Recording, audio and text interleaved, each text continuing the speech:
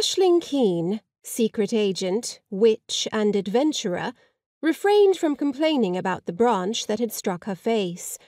It was a difficult task, because her oldest sister, Brianna, who walked ahead of her, had deliberately pulled the branch aside and released it.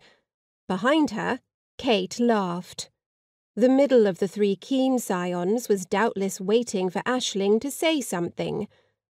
Instead, she took the high road, and decided she would do her utmost to find an opportunity to trip Bree, preferably in proximity to a large mud patch. Ailsling, her sisters and her father were transiting a deeply overgrown old forest. Nothing about it was familiar, despite Aisling's countless hours among trees in the woods near their village. She had spent many more in nature in general.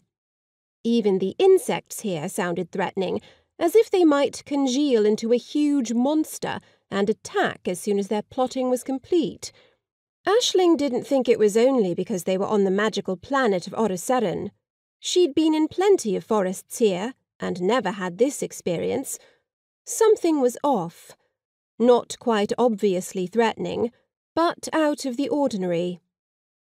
From where he led the line, her father Lewis announced, as if he'd heard her words, "Definitely some magical contamination going on here." He hacked low-hanging branches with his machete to clear a path for them. Ailsling and all her family members wore leather armour or clothing against natural and unnatural potential hazards. She carried her collapsible swords attached to her belt at the small of her back, and had a few other odds and ends with her. Kate preferred a sword and dagger combo, and Brianna and her father carried shillelaghs.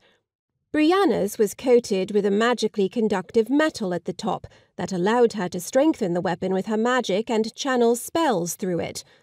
Her father could also use the machete for more than hacking vegetation. The trip was Aisling's idea, a venture to find the magical metal her father had heard about.